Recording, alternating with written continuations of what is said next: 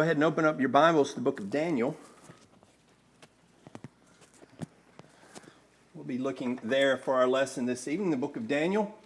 A couple of weeks ago, we looked at the prophet of Nahum and what he had to say to, or at least regarding, the Assyrian people, the destruction that was coming their way after that reprieve that was brought about through the work of Jonah, or at least maybe not through Jonah's work, but their response certainly to Jonah. And so we see that destruction that is prophesied, and then in a short amount of time we see that, in fact, that prophecy is fulfilled. In fact, in the year 605 BC, we see that they finally gotten to that point that really most cultures get to. Very top-heavy, very complacent, and yet with their complacency, they still manage to exert enough energy for a great deal of cruelty, which stirs up all of these people that they are ruling over and have conquered, and they begin to band together to cause enough problems that it leaves an opening for the power that is the Babylonian people and Nebuchadnezzar to come in and finally conquer the people of Assyria. Well, what happens at that point is, if you remember, this is the point at which Josiah actually steps in and takes part in some of that political intrigue that's going on the world stage, and he goes out and he gets kind of killed in the crossfire of what's going on out there. And so after Nebuchadnezzar finishes the Assyrians off, he makes a trip back down through Jerusalem, and in 606 BC, he does take Josiah's son on the throne, as well as many of those in the royal household, as well as lords, the upper crust of society, and begins to bring those back to Babylon. That's where we open up the book of Daniel, is those elites of Jerusalem being brought to Babylon. Daniel chapter 1. And beginning in verse 1, it says, "In the third year of the reign of Jehoiakim, king of Judah, Nebuchadnezzar, king of Babylon, came to Jerusalem and besieged it. And the Lord gave Jehoiakim, king of Judah, into his hand, along with some of the vessels of the house of God. He brought them to the land of Shinar, to the house of his God, and he brought the vessels into the treasury of his God." And then verse 3 tells us he ordered Ashpenaz, the chief of his officials, to bring in some of the sons of Israel, including some of the royal family, and some of the nobles, youths in whom there was no defect, were good looking, showing intelligence in every branch of wisdom, endowed with understanding and discerning knowledge, and who had ability for serving in the king's court. He ordered him to teach them literature and the language of the Chaldeans. So that's where we are, that first invasion. And as we're looking at the course of Israel's history, in fact, if we look back to Judea, the southern kingdom that remains, and Jeremiah's work that's going on there, it's a bleak picture. Jeremiah paints a bleak picture. It's not getting better. And so as we look at the carrying away to Babylon, if we didn't know already, because we know the story of Daniel, but if we didn't, we might expect to open up and see more wickedness, right? We might expect to see that as these people were taken into Babylon, they just got worse, because now they're in the heart of a pagan society, and how much worse they would get. But it is the very opposite, of course. Instead of further unfaithfulness, we actually get this bright light of faithfulness from Daniel and his three friends.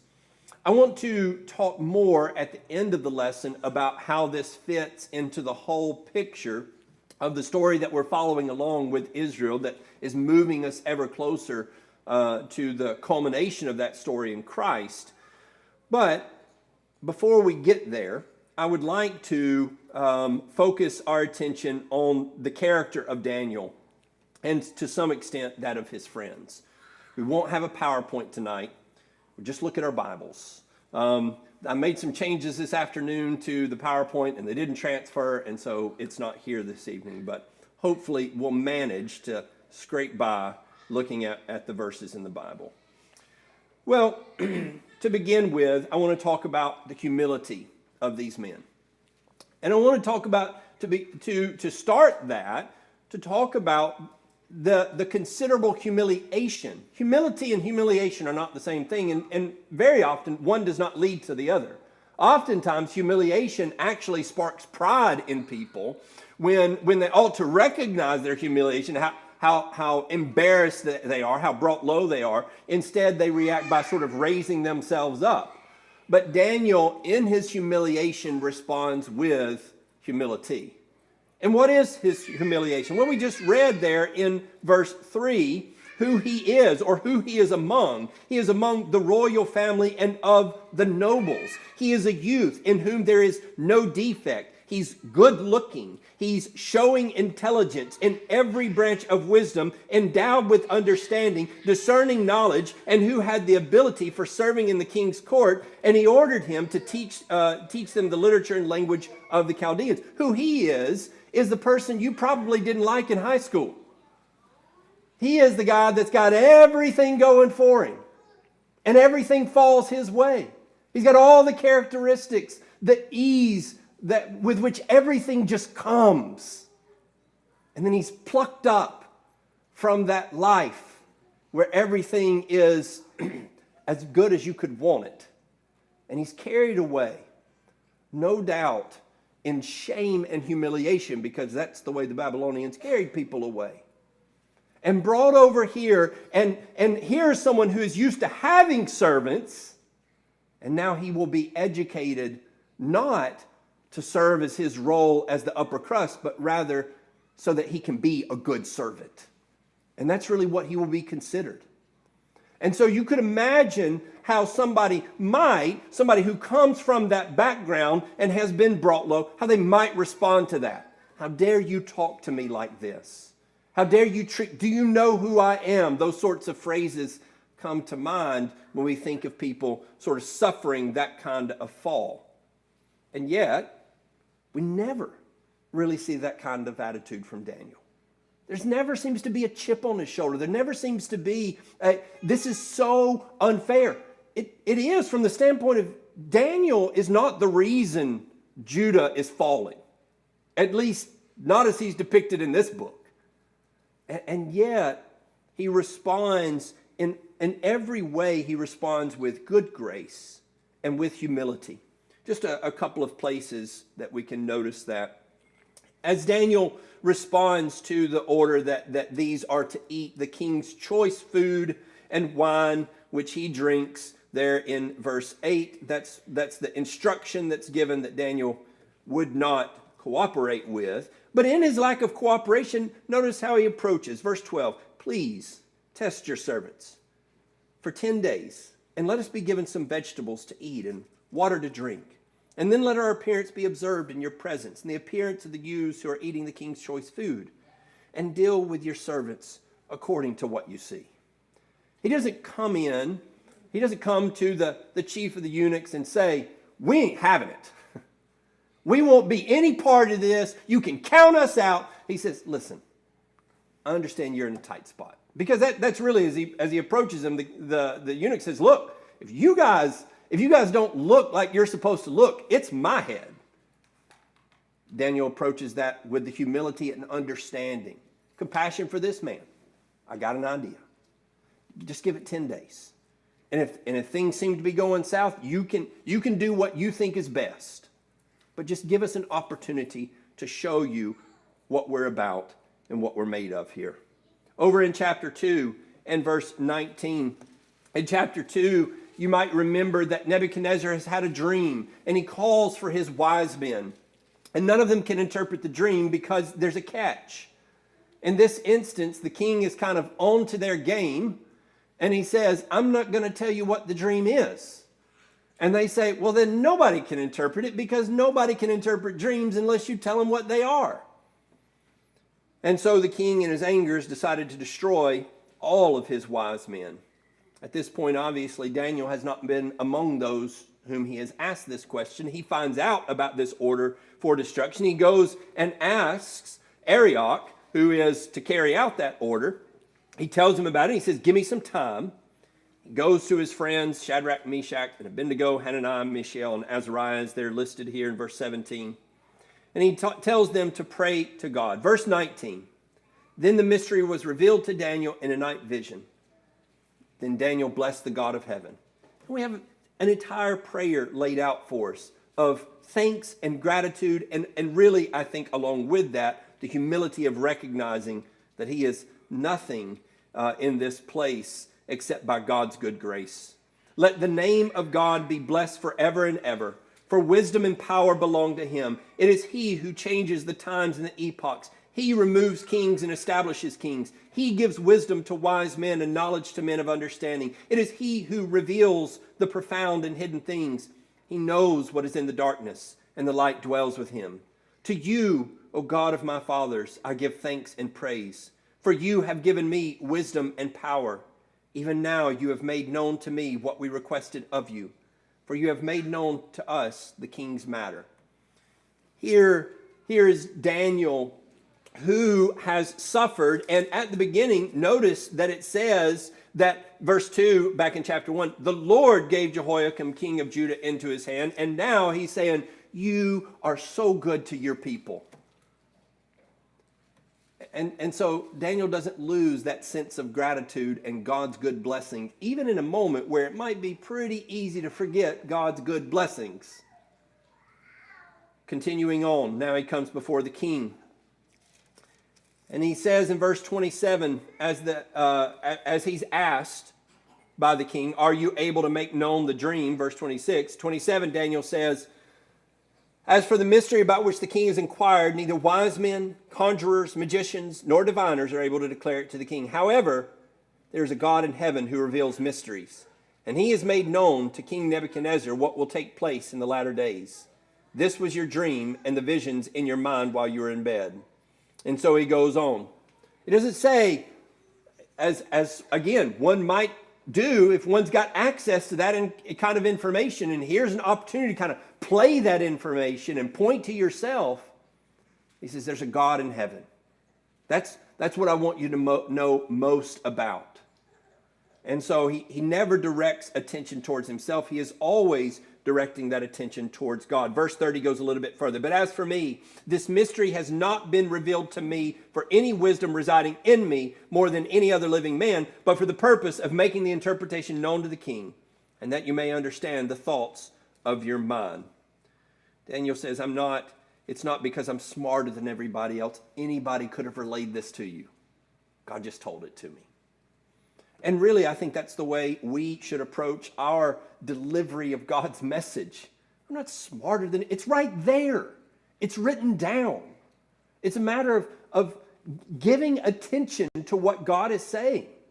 And in so much as we do that, Paul specifically says, you read what I write, you can know what I know.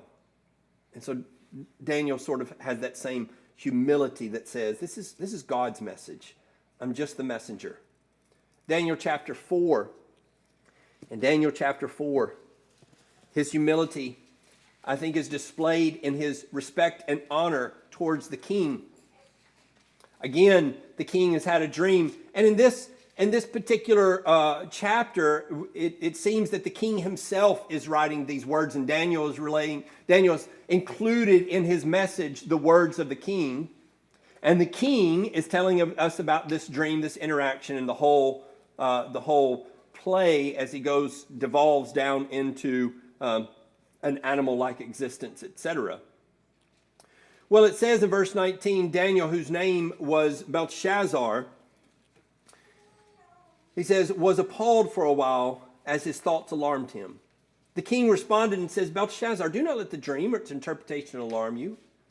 Belteshazzar replied, my lord, if only the dream applied to those who hate you, and its interpretation to your adversaries. Now we'll make note of some distinction between Daniel's words here and Daniel's words in chapter 5. But I don't think this is mere flattery. And in fact, I think that the distinction between Daniel's words here and in the next chapter suggests it's not just flattery. He truly honors the king. And he truly gives him respect and regard and even desires his welfare. To the point that he says, I would be disappointed. I am disappointed to hear this kind of thing coming against you. This is the conqueror of his people. This is the man who has led him and his friends away to be taken to be servants and slaves in Babylon. And he says, I don't want anything bad to happen to you. And it pains me that something bad is coming. Over in chapter 6. In chapter 6. And beginning in verse 1.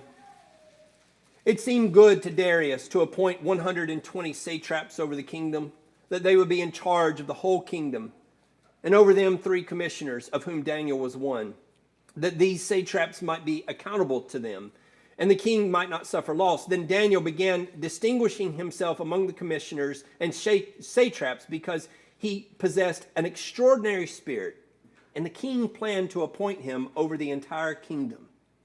And so he's climbing the ladder because of his extraordinary spirit. What is the nature of that? Whatever the nature of that extraordinary spirit is, we find that when the commissioners and satraps began trying to find a ground of accusation against Daniel in regard to governing affairs, they could find no ground of accusation or evidence of corruption, inasmuch as he was faithful, and no negligence or corruption was to be found in him.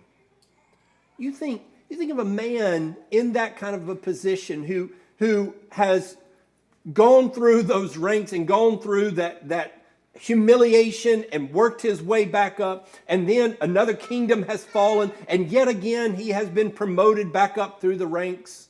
And all through that, here are these peers who can't stand to see that, and they say, we're gonna come against him. What can we find? I appreciate the sentiment of corrupting power, that power corrupts, and absolute power corrupts absolutely. But power corrupts is not a definitive statement, and it was not in Daniel's case. That here is a man who was so above the reproach, who lived a life that did not abuse that power at any point, that when his contemporaries wanted to bring some charge against him, and usually among politicians, there's always something. Not here. Only thing we can think of is that he's really devoted to his God. What a life, a humble life that is, that Daniel kept his separation. And we'll talk more about that separation from all of the intrigue that was going on around him. He just didn't get mixed up with it. Well, the comparison from Daniel's humility, I think, makes all the more stark the presentations of pride throughout the book of Daniel. Over in chapter 3, we see King Nebuchadnezzar's pride.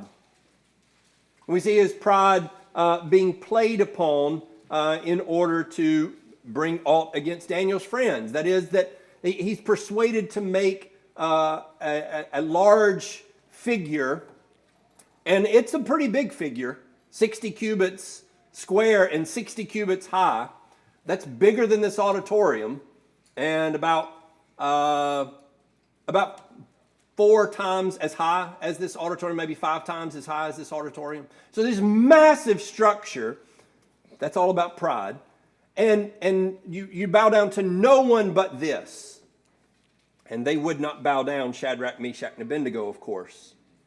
And they come before the king and they tell him, we do not even need to answer you in this matter. And he's so infuriated that he would be defied. Never mind that they would not defy him in anything else. And that's the attitude of Daniel. We would not ever defy you in anything we did not have to.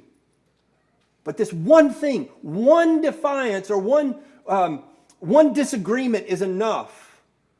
Not just for him to be upset with them, but so upset that he says, heat the furnace 7 times, throw them in it, so that his pride could be satisfied. Killed his own servants as a result.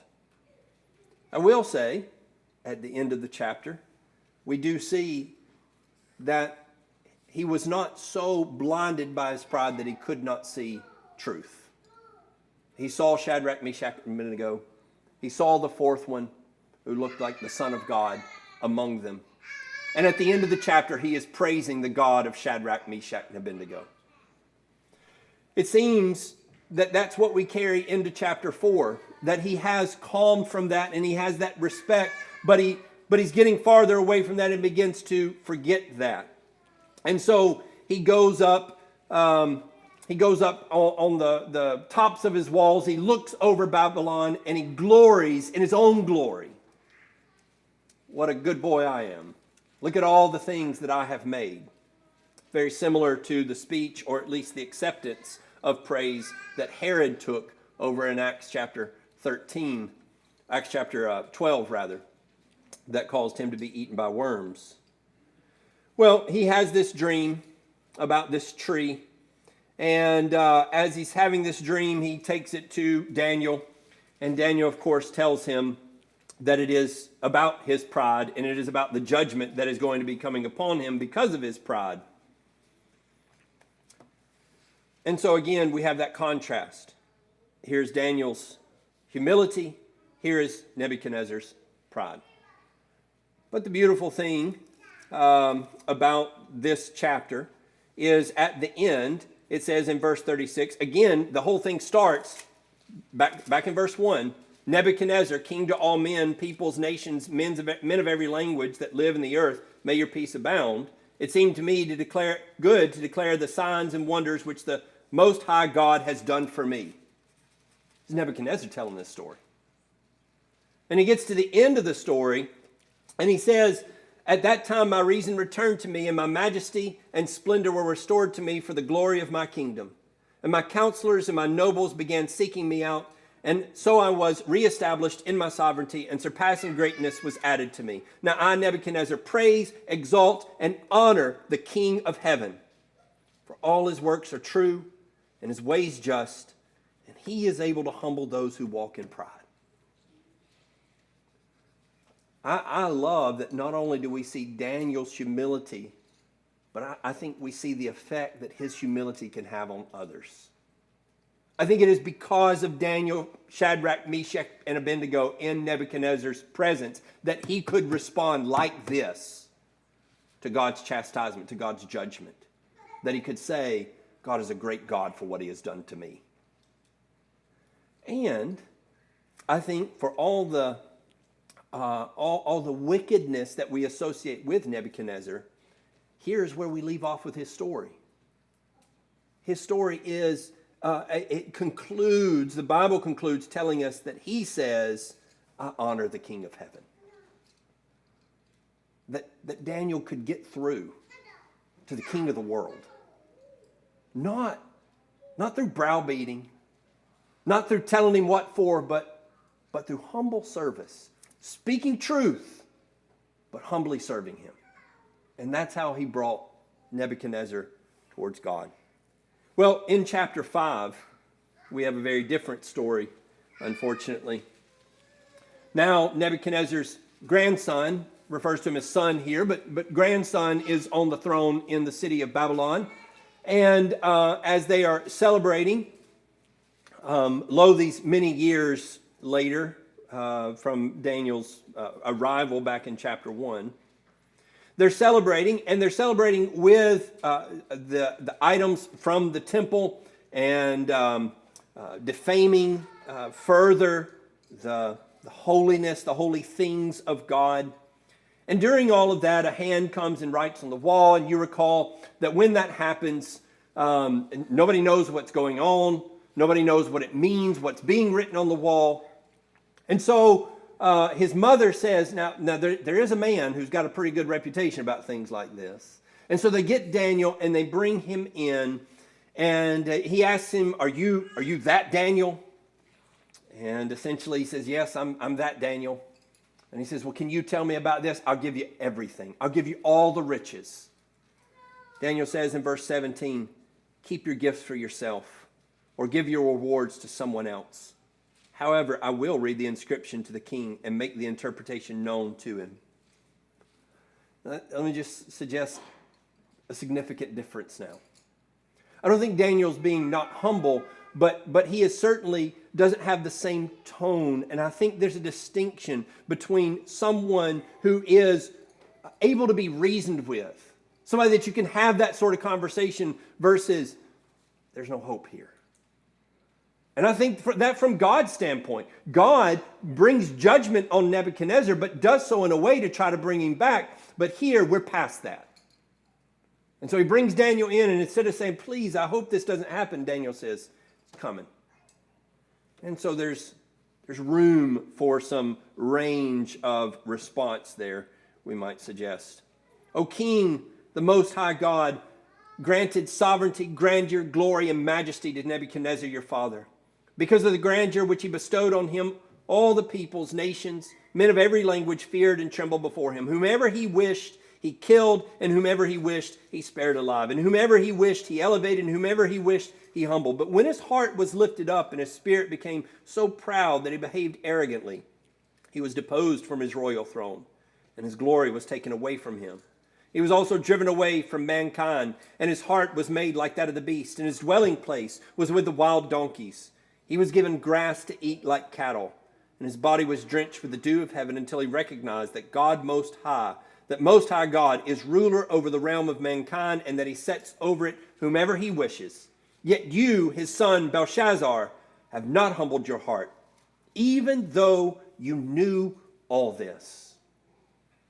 You see, Nebuchadnezzar was hearing from God for the first time. Belshazzar has already heard the story. And as he's already heard the story, and as he's already got all that he needs, he should have learned the lesson. But he did not. And so, because of his pride, you have exalted yourself, he says, against the Lord of heaven, and they brought the vessels of his house before you, and you and your nobles and your wives and your concubines have been drinking wine from them, and you have praised the gods of silver and gold, of bronze and iron, wood and stone, which do not see, hear, or understand, but the God in whose hand you are, or whose hand are your life breath and all your ways, you have not glorified. And so because of your pride, you will be brought down. What we have here is an illustration of the repeated principle, repeated throughout the scriptures, brought in force in the book of James, that those who humble themselves, God will raise up. Those who exalt themselves, God will bring down. And I think one of the things that is good and helpful is for us to see those principles played out time and again throughout the biblical stories. I don't want to moralize and fairy tale these stories so that they just turn into mere fables. But stories where good guys win because they're good and bad guys lose because they're bad. Humble people are exalted, prideful people are brought down, are stories that need to be told and they need to be emphasized. So that when James does quote that the Lord is gracious to the humble, but that he is against the prideful, that humble yourselves in the sight of the Lord and he will lift you up. Look, it happens. And it happens again and again and again. In stories that are written in more modern contexts, more and more we see this notion of what we want to do is tell a gritty story. We want to tell a story where the good guys don't win. We want to talk about the anti-hero. C.S. Lewis was asked about sort of the fairy tales that he wrote and why he wrote them. And they said, why do you write stories about dragons? And he says, the stories are not about the dragons. The stories are about the people who can kill the dragons. And people need to know that if there are things out there like dragons, that there are people who can stand up to them and slay them. People need to know that if there are Nebuchadnezzars out there, there's a way that you can live your life in the presence of that. And that you will be pleasing and glorified by God, even if that man never glorifies you. And he will get what's coming to him. That God will out in the end. Well, additionally to humility, we see Daniel has commitment. Back in Daniel chapter 1 and verse 8. Daniel chapter 1 and verse 8. That passage that we so often quote as sort of I think, an apt description of the whole of Daniel's character. That he made up his mind that he would not defile himself with the king's choice food or with the wine which he drank. So he sought permission from the commander of the officials that he might not defile himself. When we read through that, I wonder if we understand the consequences, the potential consequences. Yes, the consequences that he may die if he does not follow along with this. Certainly the eunuch himself talks about his life being on the line. And so there are those consequences. We may not think that saying, I'm not going to eat what you eat is a big deal. But it is. Like, I don't know if you remember last week when we were talking about faith and we were reading from the Apocrypha in the book of Maccabees, that's one of the things, it's one of the very things that cause the Jewish people to be hated. Like they were good citizens, loyal citizens, but they wouldn't eat what everybody else ate. Oh, you think you're better than us? And the same thing's true as you look at the annals of history in first century Rome. And as the people separated themselves from the various eating of idolatrous meats, and again, good, kind citizens, paying their taxes, loyal to the king, and yet the line that they draw is, but I can't go along with this. I can't sit down at this table with you. And for this, they would be thrown to the lions. Now, that may seem extreme to us, but I think we could at least understand it a little bit. Have you ever been on a diet? Or maybe more to the point, have you ever had someone you're associated with be on a diet, and that diet becomes very inconvenient for everybody else in the room? Oh, I can't eat that. There's a way to say that's like, okay. You know, people, the way people present themselves with that. And sometimes they're not even being ugly, but it just gets, you're like, are you too good to eat my food? I've been there. I've been trying to watch my weight when I go to a gospel meeting. You sit down at a table and you say, I'm really trying to cut back on desserts. And the look on this woman's face is like, you're not going to eat what I have prepared for you? That's why I can't lose weight. I care about other people.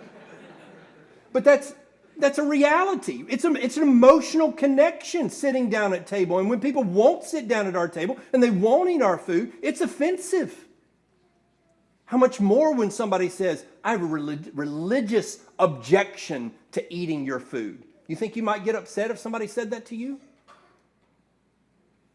So I don't know that we understand the import of what Daniel's willing to stand here and say. And maybe we think it's a mild thing to say, I won't eat the food that everybody else eats. It's not. It's a very offensive thing.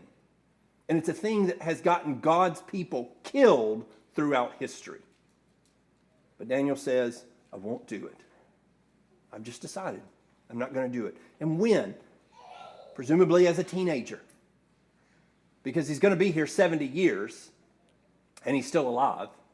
And so very early in life, away from home, away from people watching to see if he follows the regulations, here's Daniel saying, I will hold to it, and I will not eat these things. That commitment remains even as the consequences grow. We see that commitment, and of course, in Shadrach, Meshach, and Abednego, as they stand before the king. And I love the way that they say, verse 16, "Oh, Nebuchadnezzar, we do not need to give you an answer concerning this matter." And I think what they mean by that is not we don't need to answer you, but it's not, we don't have to consult. We don't even have to think about it. We already know what the answer is. It's obvious to us. And a level of commitment like that is what gets you through difficult times. You have to establish a very deep and abiding commitment to be able to sort of stand before a king like that. Years ago, when my brother was in high school, I've told this story before, but when my brother was in high school, he had a choir concert that conflicted with a gospel meeting. And he went to the gospel meeting, which to us it wasn't even like a thought process. It wasn't like, oh, what are we going to do? It's, okay, we'll miss that concert. Well, he got a bad grade because the teacher thought that Nathan just didn't want to participate. And I don't think it was anything in Nathan's demeanor that gave that impression, of course. But she just thought, well, he's just laying out. Well, I knew her, and I went and talked to her. And I said, that's not it. This is a serious commitment to us. And she said, well, I hope that this grade teaches him next time what the consequences are. I said, well, look, what it'll teach him is that he'll know ahead of time what he's going to suffer, but he's going to make the same choice. It's like, he didn't come home to my parents and say, what do we do? It's just, I don't have to think about this. This is the direction. This is the way we've been raised. These are the principles that are established. And of course, as the costs get higher, those principles, if they're not well established and well grounded, whatever the trial may be, then we are likely to begin thinking in terms of, is this worth the cost? But when you have commitment like Daniel and Shadrach, Meshach, and Abednego, the cost is not even a consideration. But I don't care what it costs. It'll cost you your life, whatever. This is what we do. And so they are able to stand in the King of all the world's face and say, do what you will. That commitment in the case of Daniel especially remained into old age. As I said, he's been here by chapter 6. He's been there for 70 years. He is among the first who were brought in captivity. And now the kingdom has changed hands. And so that is his deportation is the beginning of the clock for the 70 years. And so in chapter 6, we see the Medo-Persians have come into power. And so he is, as we said, he has gained reputation and has gained honor and accord from the king there. And what happens? We read that they determined that the only thing that they could find against him was his loyalty to God. And so they made a law against that. And the brevity with which it records Daniel's reaction. It says, verse 8, now, O king, establish the injunction and sign the document so that it may not be changed according to the law of the Medes and the Persians, which may not be revoked. Therefore, the king Darius signed the document, that is, the injunction against any petition to any god but the king. Now, when Daniel knew that the document was signed, he entered his house. Now, in his roof chamber, he had windows open towards Jerusalem. And he continued kneeling on his knees 3 times a day, praying and giving thanks before his God, as he had been doing previously. It doesn't tell us anything else. There's no other response except, I'm going to keep doing what I'm doing. Again, it's not like, we're not given a picture of Daniel like, grieving and talking about, what am I going to do? And what am I going to do? Do what's right. I'm going to my room. I'm opening my windows toward Jerusalem. I'm saying my prayers. It's what I do every day. Why would I stop? Because a king said stop. My king didn't say stop. And so he keeps doing what God tells him to do. It was also, though, a commitment that was combined with respect throughout. We've already mentioned that. This commitment doesn't take away the respect and humility. I think sometimes we have a hard time melding that respect and the humility, or rather commitment and humility. Commitment and respect. That when somebody challenges our commitment, we stand up like in defiance. But that's not Daniel's posture. Daniel's posture is humbly and yet with considerable strength, and that of his friends, we're going to keep serving God. You do what you got to do. I'll be over here praying. And I love that combination. And along with that then, the confidence of Daniel and his friends. The confidence that God will provide. So for instance, back in chapter 1, let our appearance be observed in your presence and the appearance of the youths who are eating the king's choice food, and deal with your servants according to what you see. So he gives him the test, and he essentially at least implies God will take care of us. And you can observe and you can figure that out. And he believes in God's provision. I believe in God's promised provision here.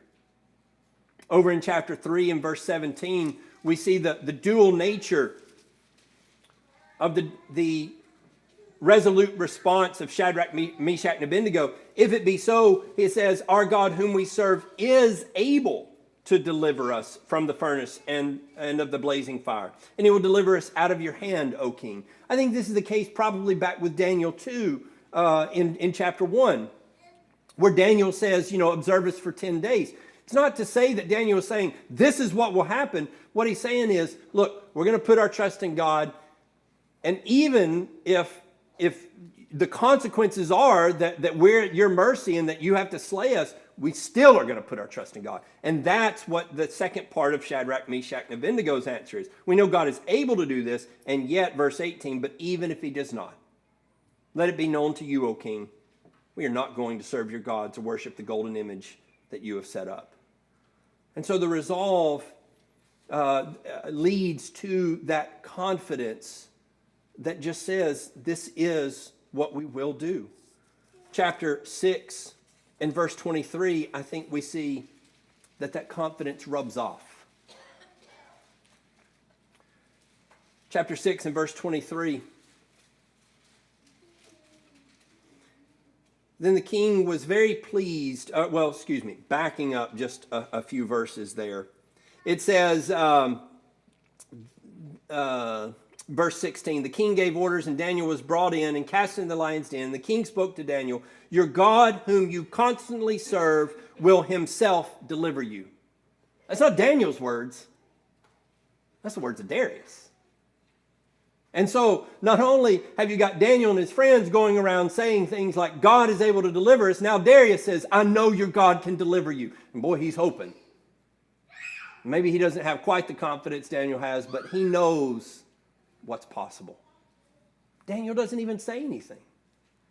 He is cast in. Now, on the other end, verse 23, the king was very pleased. It says, and gave orders for Daniel to be taken up out of the den. So Daniel was taken up out of the den, and no injury was found on him because he had trusted in God, in his God. And so he knew he could lean that heavily on God's promises.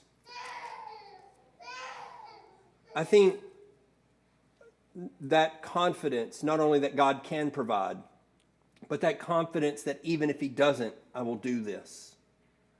That applies particularly to us. Because we do not have promises of miraculous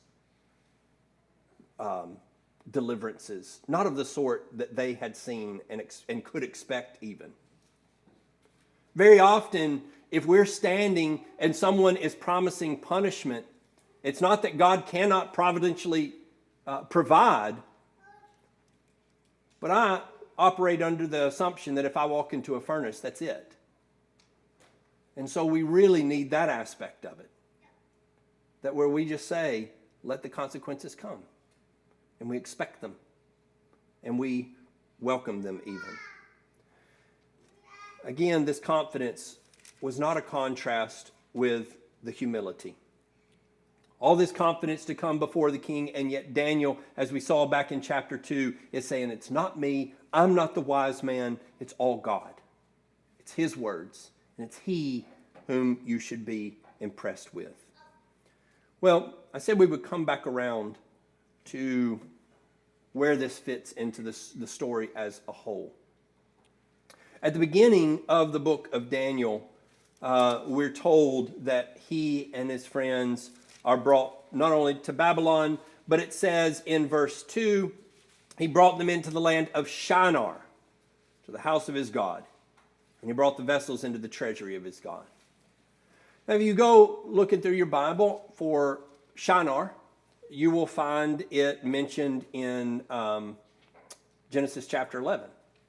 That's the territory of the story of the Tower of Babel, is the land of Shinar. And it's where I believe we get the term Babylon, right? There's an association there at the very least. I think we look at Babylon, Babylon is where the area where Abraham was called out of in chapter 12, Ur of the Chaldees. These are Chaldean people, right? So Ur of the Chaldees, Abraham is called out of that to come down to the land of promise. Later in chapter 12, he goes down to Egypt, and it introduces Egypt as, I believe, a similar symbol to Babylon. And all throughout the rest of the scripture, Egypt will be called upon as sort of a representation of this world's power and oppression. Babylon will be the same. That here are God's people wrapped up with that, and he's calling them out of that. And of course, the culmination of that is found in the book of Revelation, as Babylon is representative of that finally in that picture of Revelation. So, Genesis chapter 11, coming into Genesis chapter 12, God calls his man, Abraham, out of Babylon, and then he calls him out of Egypt. And I think once again, you have the people going back into, now Babylon, not Egypt, but Babylon, back to Shinar. And in so many ways, I think we have repetitions of a well-known story. That is God preparing his people while in captivity to bring them out and bring them back to the promised land. He brought Abraham out of Babylon and he brought him out of Egypt.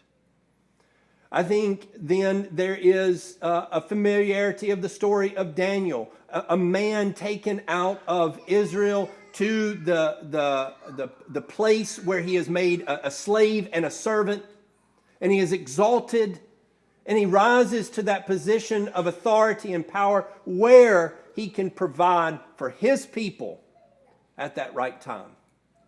And so I think we have the story of Joseph being repeated in Daniel. This is not to say that Daniel's not an actual historical story. Don't get me wrong. I don't think God is just bringing up a fairy tale. I think God is repeating history. I think he is ordering the repetition of history.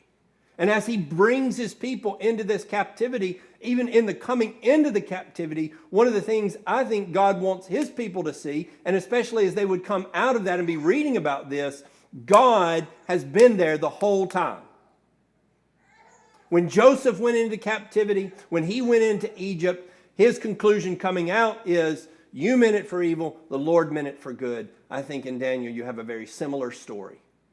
And so that the people could come out with confidence, not thinking that they are victims of the chaos of life, but rather that they have been preserved by a God whose providence is there to fulfill his purposes.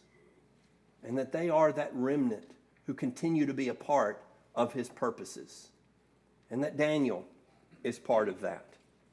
And so I think that what we see in this story is not just a good story of character to tell at our VBS, but rather it's a story that God is saying something very particular to his people. I would add that it is a story of faithfulness in a time of great unfaithfulness from Daniel, and like in some other prophets, from Nebuchadnezzar even. He would respond when Israel would not. And I think that that's a pattern that we see throughout the Old Testament, and we see it here as well. Well, what about you? Where do you fall in that spectrum? Daniel is one of those stories, like Joseph, that when we look to it, very often we look to it and maybe we dismiss it as simply an ideological tale.